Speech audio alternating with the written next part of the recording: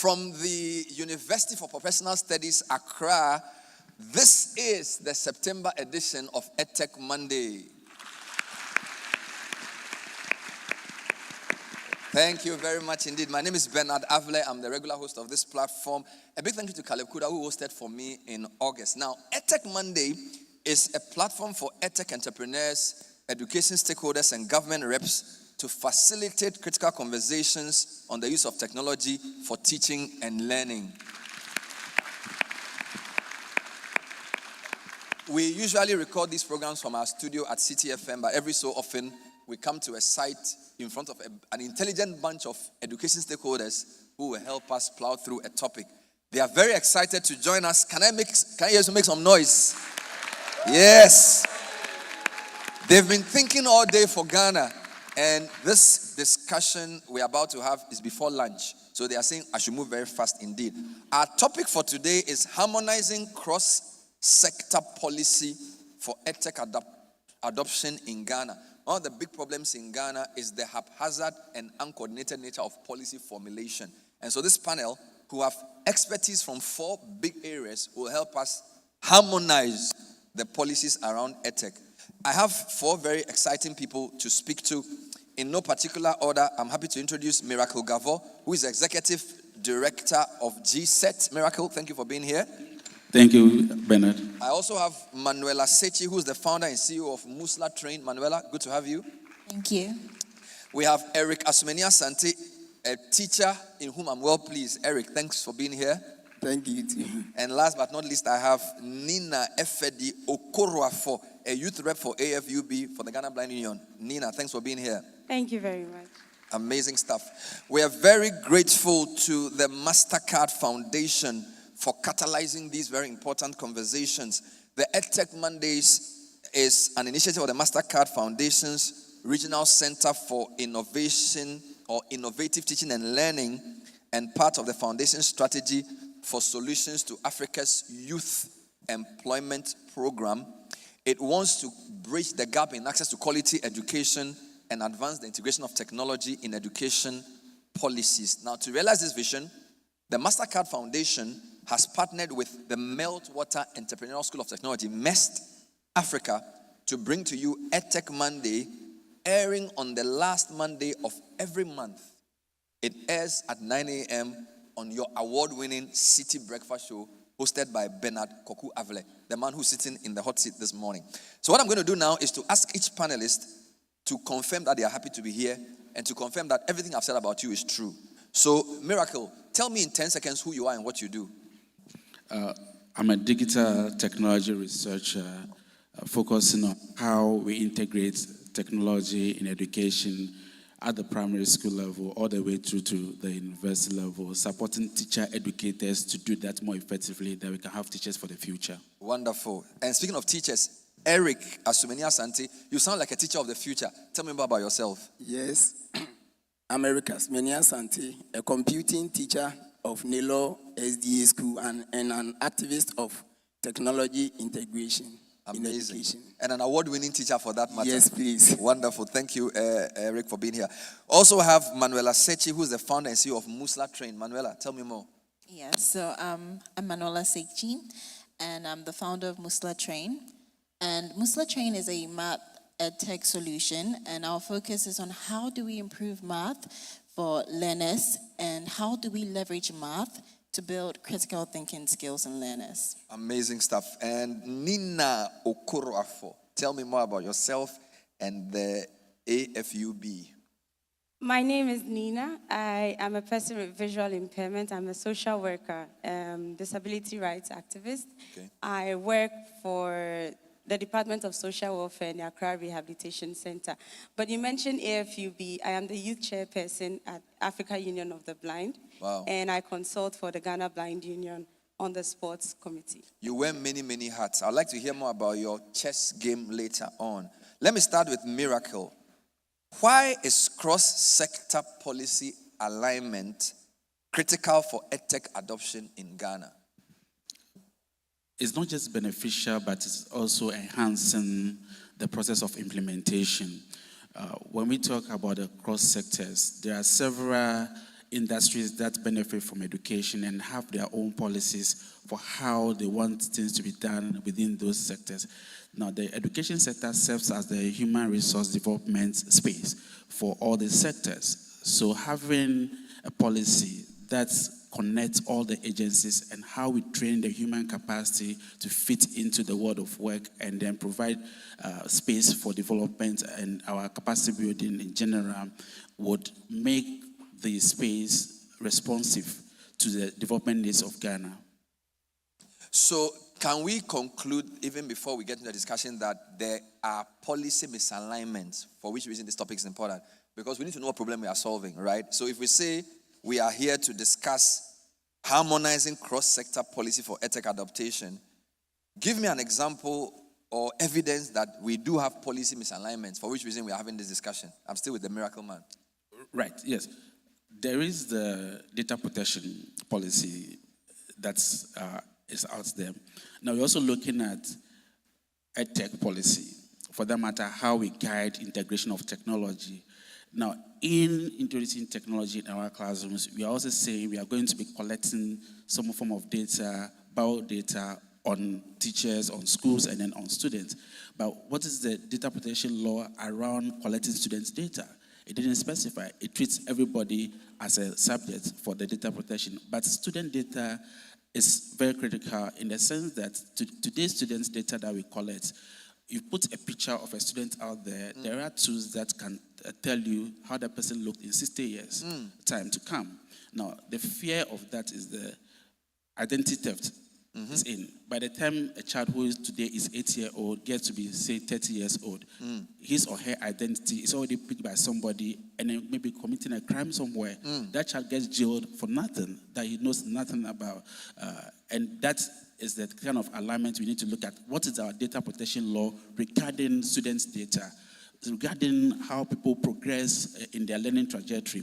Now, there isn't explicit alignment on our Edtech strategy and the data protection policy that we have as a country at the moment. So this misalignment also causes concern for how we integrate technology in our classroom and what happens at the data protection agency when people's data are flying all over the space.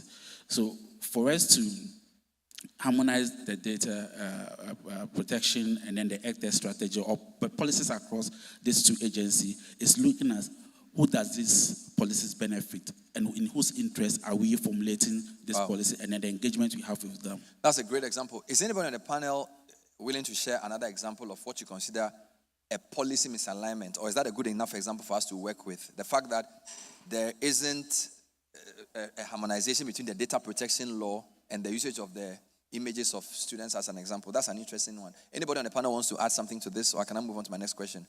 Yes, so Nina, if you can add something to this. I can give a very different example, but that helps to explain the same point. Good. So there also is the inclusive education policy, and I hear today that there is the Edtech strategy and ICT policies, but you don't see any of those policies embedded in the inclusive education policy.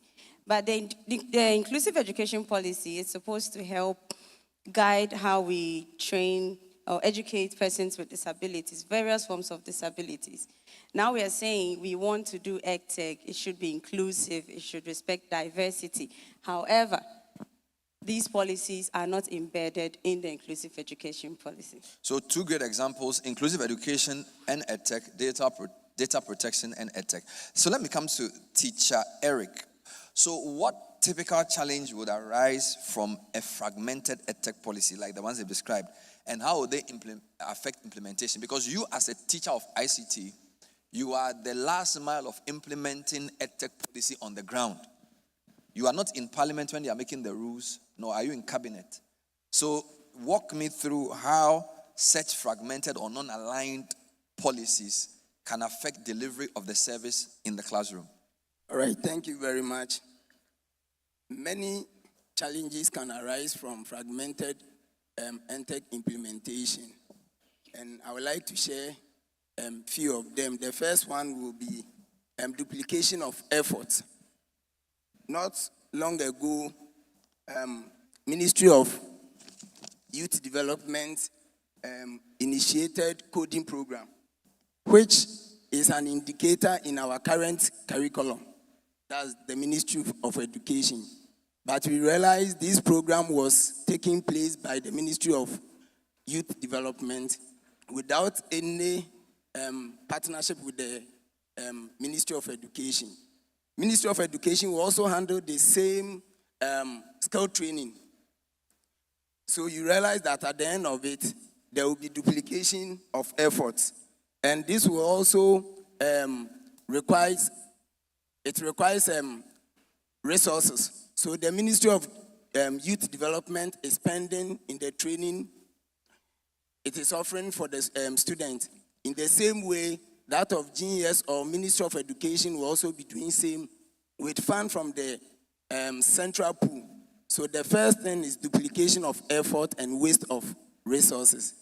Secondly, because the agencies and then the ministries are not working together, they are working isolatedly, there may be different policies, and therefore sustaining such Edtech program cannot be assured.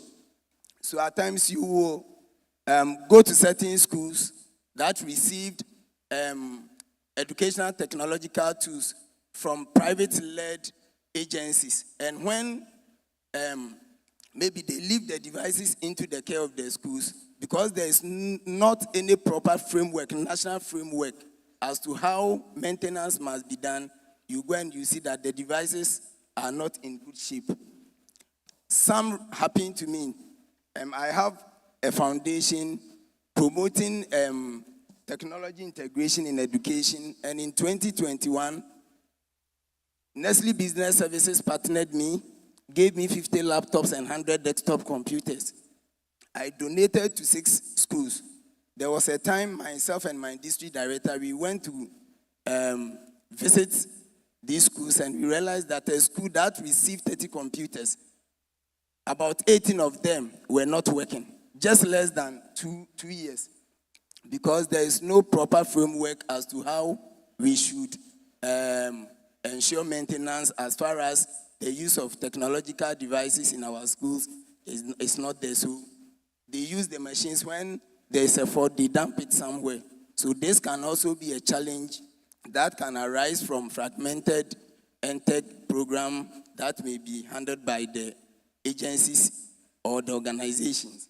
Then another thing is there wouldn't be any standards. There wouldn't be any standards. I want to cite an example here. When you look at our teacher training colleges, when it was upgraded to tertiary status, they were affiliated to the various universities. I think the 5 public universities in Ghana. 4 of them came together to draw a curriculum or to develop a curriculum for the schools. One school says no, one of the universities. I want to develop a curriculum for schools affiliated to me. So schools that are training teachers repeat, oh, you are daft. And then they just forget about them. So this child will be in the school 4, 5, 6, 10 years.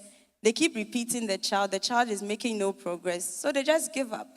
And then now this child is 18, 20 years, and they bring them to us to do rehabilitation on them. But they'll tell us the child has gone through school. And you assess, and there's nothing to write home about. So the disconnect is very real. They put the policies down, but there's nothing really actionable. You know, you go down to the various schools and you're looking for the special education officers to see if they're even visiting the schools to find out where the students with disabilities are and what help they need. And they tell you they're not resourced, they can't go around. Okay, now there's CT vet, there are all these things. And they remove it from rehab centers. And so if you are a person with disability, you want to go through rehabilitation, you don't go through CT vet. How are we harmonizing things then?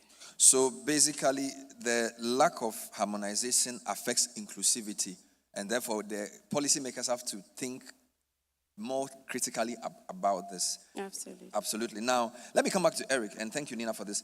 What role should teachers and schools play in shaping Edtech policy frameworks? By the way, do you have any role at all?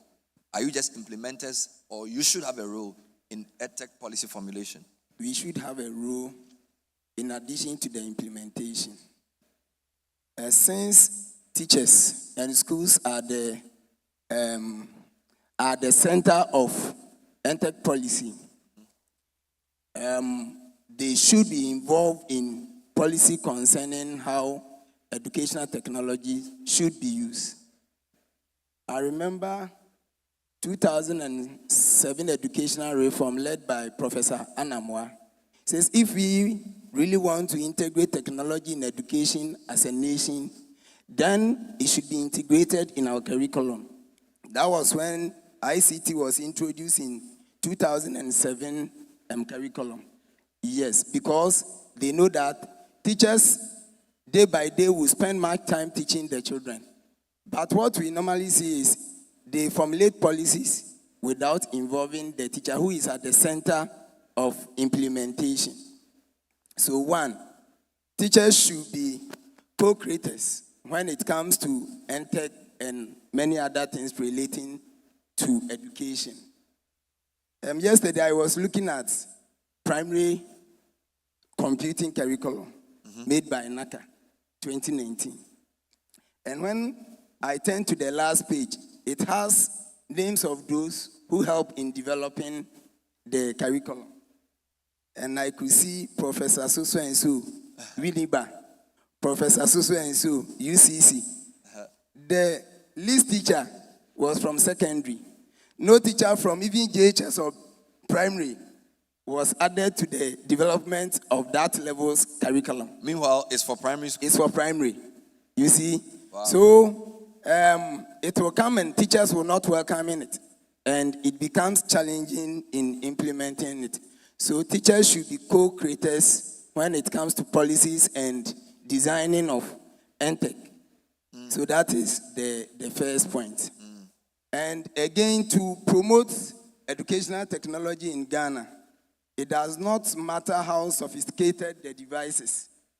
If the teacher does not have the skills, doesn't have mastery in the use of the device.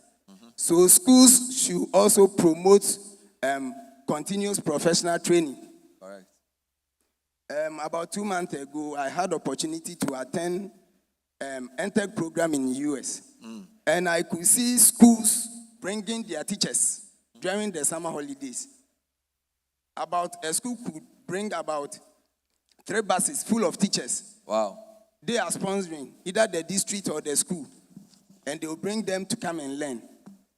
I was the only one invited from Ghana, and I had to take up my bill. Oh. Yes. You paid for yourself? Everything. You see? So how do we develop ourselves with the IT skills? So the little that we read, we will go and we impact. So if we actually want to use technology in education, teachers should be given the opportunity to have training that will equip them with the skills. There can be some package that will also motivate teachers to take up such courses so that they can also be abreast with. Put your hands together for the panel. This is Edtech Monday coming to you in front of a live audience here at the UPSA. We're harmonizing cross-sector policy for Edtech adaptation in Ghana, and I have a very interesting panel, including a teacher who's an award-winning teacher, Eric Asumenia Sante. I also have a policy and research guy, Miracle Gavo. We have an entrepreneur, founder of Musla Train, Manuela Sechi. And then we have a youth rep for the African Union of the Blind and the Ghana Blind Union, Nina Okorwafo. Let me come back to my research guy. When we talk of harmonization, it means that there are many stakeholders. Good. So I have a 2-in-1 question for you.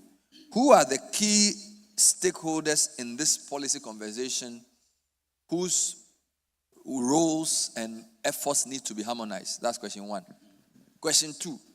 How can these people actually harmonize their policies? So it's a 2-in-1 question. Oh, okay. Miracle, go ahead. Yes. I'll go back to the era of COVID.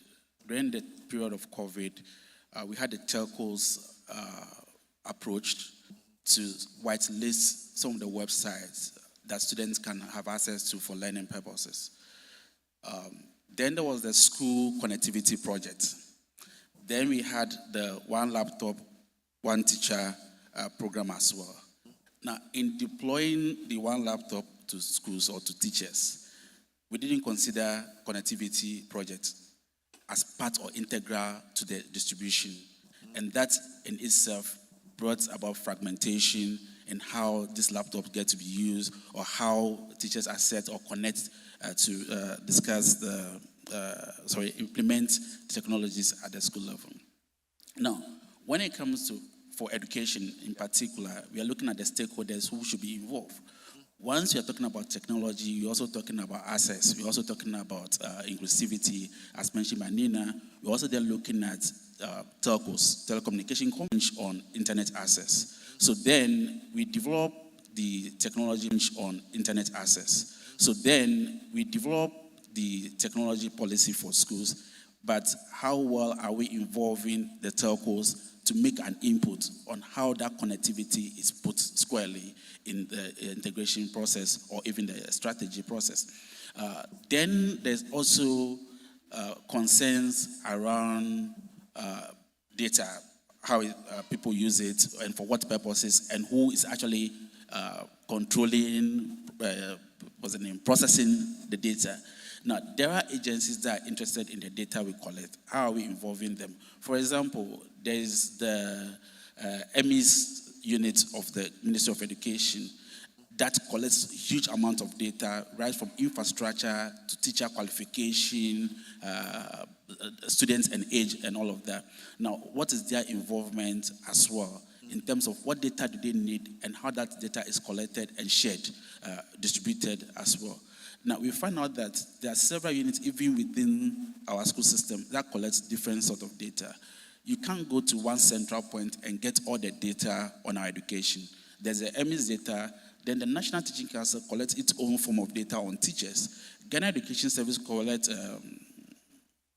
what do they call them?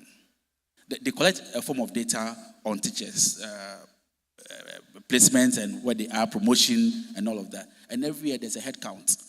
And I keep asking, why are you doing head count year after year? Controller comes to do its own head count of teachers. GS comes to do head count of teachers. Now, that also brings about harmonization. What is the policy around the data collection on education? That needs to be consolidated. That can GS collect the data and shareable with controller and accountants general department? Then with National Teaching Council, who is looking at professionalization of teachers, certification of teachers as well. So these various stakeholders would need to be in the room. Sadly, when we gather to have this discussion and we have colleagues come into the room, people do not come as a position of the agencies they are. They come in their individual capacity, have been nominated to join the policy formulation.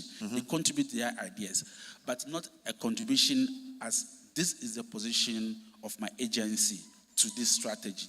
So eventually when we leave there, it's people's ideas that we are taking, but not the organizations that were represented ideas.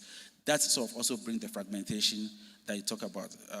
On your second question, if you could just quickly... So basically you've done it. I was asking you to name the main stakeholders who need to harmonize their policy and how they should harmonize. I think you've mixed that. You've done that quite nicely. So I can summarize the main stakeholders in three groups. The government, obviously, through their agencies. Then there's the private sector. And then there's civil societies, including people like Nina, right? Yeah. So on this panel, if we are formulating a policy, private sector will be Manuela. Nina will be civil society. Are you government?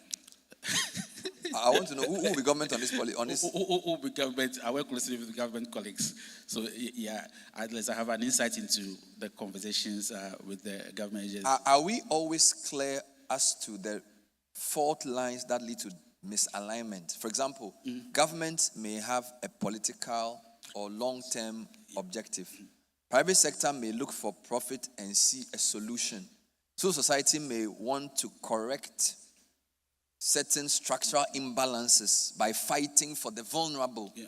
It looks like we have not been able to align those three all the time. time frames as well. Government may look at a 4-year election horizon. Private sector may want to make their money in 2 years. Civil society may be thinking that we need a 10-year plan to help inclusivity. So I think there's also an issue of timeline alignment too, in addition to the motive. Am I making sense? I'm speaking Greek. Absolutely. Anybody wants to add to this before? Okay, you want to Yes, continue. to contribute to the, when you talk about the entrepreneurs or the business community, a lot of the time they're also missing the conversation. I'm currently aware of, I'm having that discussion because there is a policy on the data protection. Then there's a policy on teacher professionalization. Now, businesses have gone to register to provide services for teacher professionalization. 2-3 years down the line, IOCO comes in, and then DPE also comes in. That no, you can't continue to provide services to teachers because you are collecting data and you do not have the data protection certification to collect people's data. So now that services has been put on hold. So there are over 100 service providers whose business is not going on because they don't have the data protection agency certification to continue to provide this training to teachers. Okay, how can the various 3 groups help each other see from each other's perspective? Entrepreneur, how should government look at you so you can align? Because it seems to me as if we are looking at the same thing from 3 different perspectives. Nina is looking at helping people to solve long-term problems. Some of your colleagues are looking at, speak a bit about that, using any examples. Examples, I'd have to think a bit deeper, but the conflict comes in once the 3 different groups assume or stand on a premise that their interests are different. Good. Or that their interests do not align. I believe that once we are able to move past that hurdle and come up with an interest that aligns and that cuts across all 3 stakeholder groups, yes, then the conversation is easier to move forward. As to what that would look like, that's actually a very interesting dynamic that's coming up from today's conversation. But yes, it's most definitely something to look into. And I think it's most definitely something that has contributed to why whenever we are looking at who should be on the table, there are only particular people on the table, because in terms of the goals and the interests, the idea is these are the people that would contribute to the conversation. Once that is expanded or changed and cut across all 3 stakeholders, the case for everybody being on the table is stronger and becomes how do we work towards this. I'll come back to you, Manila. How difficult has it been to convince particularly government to see civil society's point of view in all these discussions? I think in recent years it's better. Okay. And I'll tell you why it's getting better. It's getting better because inclusion has become fashionable. Yeah. The development partners will they will insist. There must be a disability component. There must be a gender component. They call it Jessie. Exactly. All that must be there. So government will say, okay, so we need to tick all these boxes. Let's have a person from the disability group represent on NACA, for instance. Or let's modify the inclusive education policy or tell them we're in the process of redoing it and things like that. So yes, they can get the money. And and sometimes too, because disability is an issue of a lot of advocacy, you make certain statements or which they will see as demands, and they first think of the financial constraints that comes with it. So I'll give you one very typical example. When our award-winning teacher was speaking, he talked about ICT teachers, right, in schools. Okay. Now, you need to go to school for the blind. I used to teach there. Ekropon. I used to teach there. And I am blind, and I use computers very well. So I go there and I'm teaching the ICT my children can relate to. But they also have other teachers who can see, know how to use the computer, but do not know how to use a screen reader. Oh, no. And are teaching blind children to click on something on the screen. How is that going to work? Very good question. And so I will go there and teach them how to use the keyboard, use the screen reader, and it makes more sense to them. But the other teachers will not be able to do that. So when you tell government, we need to buy screen reader software, we need to do that, and they say it's too much money and we don't know how to do that, and they lump disability all as one. I mean, if I talk about disability now, but for me sitting here, you will immediately think speed ramps, elevators, right? You will not necessarily think of blind people, deaf people, people with autism, people with cerebral palsy, people with dyslexia, dysgraphia, all those different things. And so once you start bringing all those nuances, then they get tired. They don't want to pursue the topic. So it's like more tokenistic approach, ticking the Absolutely. boxes, which is why we need to commend the MasterCard Foundation and MEST. Let's put our hands together for them. I've hosted Edtech Monday, I don't know how many years. They are not taking boxes. They really mean business. So I've never had a panel which has not been inclusive.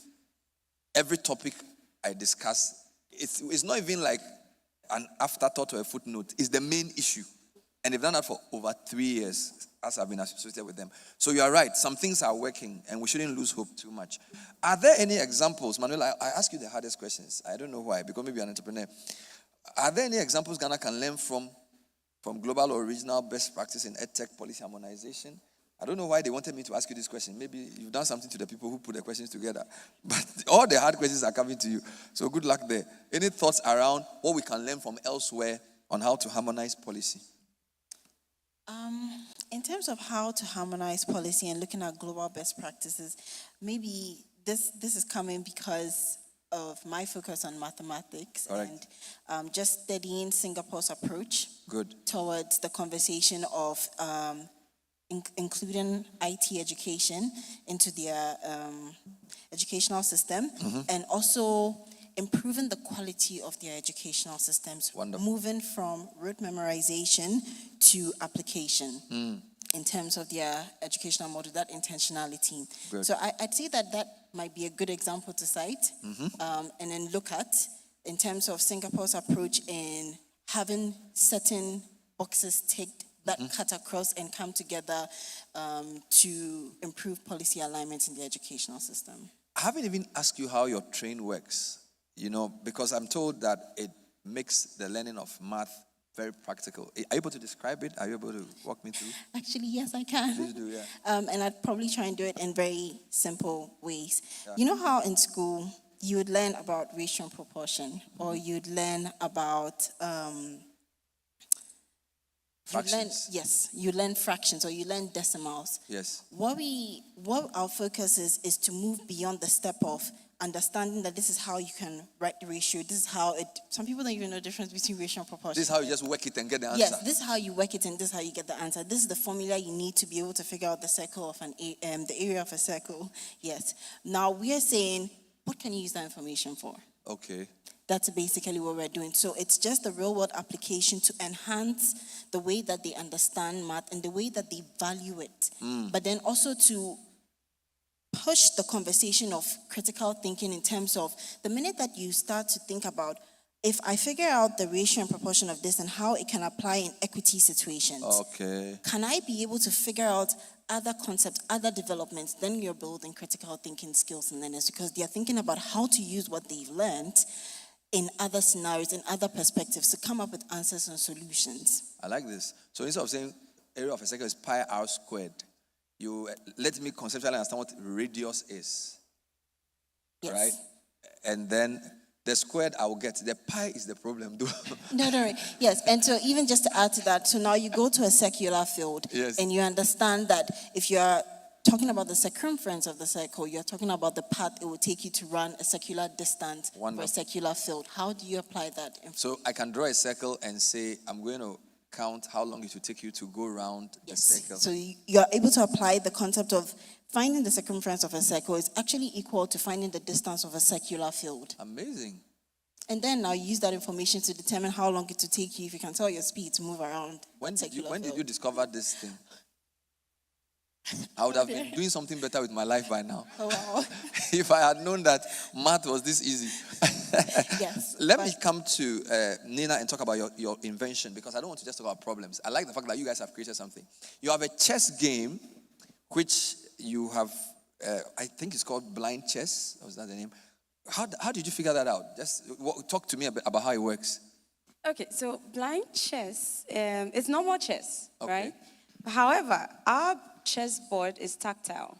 Good. And so when I put my finger on my board, I'm able to tell which squares are white and which squares are black. Correct. By putting an extra layer of wood over one square. So it makes it, you're able to feel that the white squares are sunken and the black squares are raised. Good. Again, when you put your chess pieces on the board, you can easily just shift with a finger and everything is just going to fall off. Now, think about that when blind people are playing. Your game is going to be all over the place. Good. And so we've created extra holes in the board. And now your pieces also have protrusions underneath. Okay. And so you are sinking your pieces in the board. So it doesn't fall off easily. Amazing. How long and you discovered this yourself? No, I didn't. No, I cannot. It already exists. It already exists. I went for a program in Nigeria. I learned from there. I came to Ghana. And then I got local carpenters to redesign. So now you are able to teach blind students how to play. How to play chess. Amazing stuff. I mean, wow. All right. Before we wrap up, I'd like to turn to this very exciting audience. And I just want to ask you if you have any questions or any contributions to make. We've been talking about harmonizing Edtech policy so we can make progress. We have 4 very interesting people. My civil society person, Nina, my entrepreneur, Manuela, my teacher, Eric, and then my policy wonk, Miracle. I think they've done a great job. Are there any comments? Are there any questions so that we hear from you before we come back and wrap up? I need somebody with a mic. So where is Marilyn? Marilyn? Yes. So when you get the mic, you just mention your name, like Chiche Kule, mention your name, your age, your class, you start reading your letter. You don't remember Chiche Kule? Hosted by Uncle George Lane. Those were the days of Ghana television. All right, so let me start with this young man. Yes, sir. My name is Isaac Nikwe from Akko Books Audio.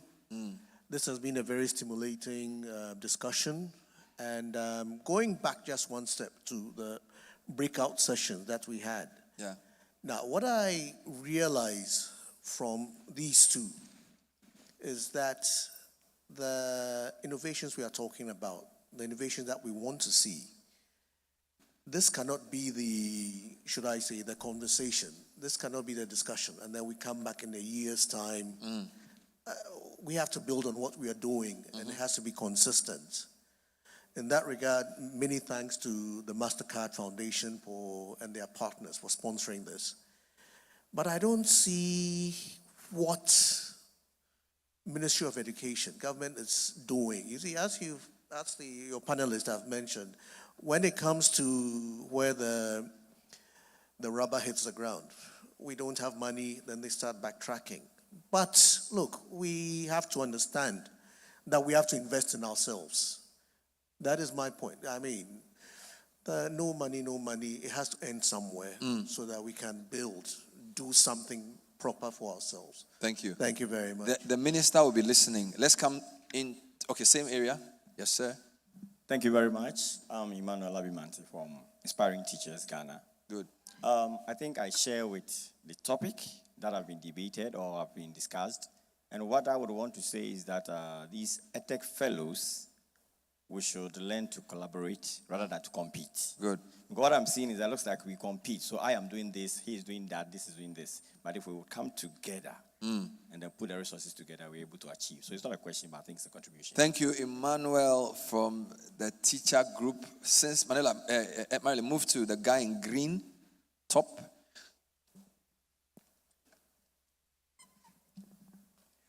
Thank you very much. I wouldn't call it too much of a disconnect because there has been considerable connection from policy-wise. We have some form of connection from the NTC allowing our Edtechs to be able to actually even have access to the teachers to actually do. Hitherto it would have been only difficult to actually go into a classroom to, interact with the teacher and tell him that, hey, I have a product that I want to actually use it, help you to use it for your learners. We have the NACA allowing us to actually use some of the resources to actually build on our models to be able to push out there. And then we have NASIA also helping us with some of their frameworks to actually know how we can actually push EdTech content down there. I think it should actually also be, do you know what you are actually doing? Are you reading a lot before you also start? So I would push also it on the startup themselves that please read first. Read before you actually push into the... It will help me if... At all. So who are you? My name is Peter. I am the Learning Sciences Manager for MEST. So the point you're making is in reference to the entrepreneurs? Yes. Okay. Because I didn't know who you were, I couldn't place it. All right, thank you, Peter. Still on that, is that a circumference? What's the name of this thing? Is it still on that round table? Wonderful. Across. Hello, I'm an Edtech entrepreneur, and I'd just like to give like a metaphor from sports about all this. To me, it's like who is going to own the Edtech policy harmonization? Is it going to be government? Is it going to be innovators, communities, teachers? Who's supposed to own it? And then with this fragmentation, current fragmentation, what are the learners going to do? Government is setting the rules of the game. The innovators, educators, and communities are all the players, right? But everybody is chasing their own goal and keeping the ball to themselves. And then the learners are on the sidelines. So how do we get everybody passing the ball to each other and bringing the learners themselves into the game so that we can score some goals? Wow. Charlie, you should do a tool that uses stories to teach complex ideas, because I like that. By the way, so, no, hold on. I want to continue with you. So the government sets the rules for the game. Mm-hmm. The EdTech entrepreneurs are the players. Innovators, educators, and communities. And everybody wants to keep the ball. Nobody wants to pass. And where are the students sitting? On the sidelines. On the sidelines. But who is the referee? That's the question we need to ask. So, is it the media? Maybe we are the referee. We talk plenty. Who owns the harmonization process? It's a case study, so she's asking you, not me. So stop looking at me. Asking the panel. Panel, it's a good one. Miracle, do you have to say something? So here, I'll give a special mention to Kingsley Boachi at the Ministry of Education. All right. I've been following since you joined in the last 3 years. When it came to this particular document, the EdTech strategy, he's been one person who said, look, you need any information around the EdTech strategy, who to talk to, which organizations are involved, who are the partners to be connected to. He said, come to me at the ministry. And you go to him, he's able to point you to, okay, who you need to be in touch with regarding each aspect of the policy. Following on the back of that is also then having St. Laws responsible for digital education, working closely with his unit to sort of bring this harmonization. And from where I sit and having been working with technical assistance to the ministry's agencies, it's the first time I'm seeing that sort of effort being put into harmonizing a strategy that when it comes out, eventually you have everybody covered, everybody included in that field of work. And that kind of collaboration between his unit, Kingsley Boachi's unit, and St. Laws had worked in the last 3 years very fruitfully in terms of, because there are times I've been outside of the country, then I'm getting information that I knew very well, its origin, and then having seen it in other places and ask, how did you get this document? Then you need to get mentioned. Then the other place you hear about is coming from St. Laws. Mm-hmm. Then, because currently I sit on one other digital network platform for policy and advocacy. And they've had this chance through St. Loss and his unit to be able to make contribution into the Edtech strategy document. So for now, if there's anyone who is still in doubt in terms of who is doing this harmonization, there is a Edtech which is headed by Kingsley Boacha, the Minister of Education. Wonderful. That is leading this harmonization. And thanks to the Edtech Fellowship, Mastercard Foundation, this work seems to be gaining grounds because at every convening, you are seeing the Mastercard Foundation, you are seeing MEST Africa, trying to get the people who matter into the room to have the conversation also going. Thank you for that information. Would have loved to have Kingsley join us here. If there are no more questions, I'd like to come back to my panel as we wrap up. Do I take that as your closing comment so I can work my way here? Or do you have anything else to say as we close? What's the way forward? The way forward is there's a lot of information out there and scattered. Now, for us interested in the space, we also need to do a lot of work, our homework well, and then find out where are this information. If you get it from one source, make sure you go for to speak to who the next person has been mentioned. We shouldn't sit with one organization think we can get it from all of that place, and then do a lot more advocacy with our own work, and then get people contacting us to reach out how they can support the work we do. Thank you. Thank you. Let me come to Eric. Closing thoughts. As a teacher, what I also want to say is that to implement a successful educational technology, one, teachers need to be trained on how to integrate this technology into education, not forgetting parents, because learning takes place at home. And in every home, there is a technological tool. Now, about 90% of our homes have the tablet or smartphone. So there should be also training for parents so that they can assist their children at home whenever they need to research on something, or they need to get certain extra information to complete their assessment. And the devices should be made available to the schools. Thank you. Thank you. Let's come to Manuela. I think for my end, in terms of closing comment, what I would say is all of this is great in terms of the conversation of policy alignment. And I just want to add that whilst we tackle that as a problem and we try to come up with a solution to it that is policy that is aligned across sector, I would also like to make the point about communication.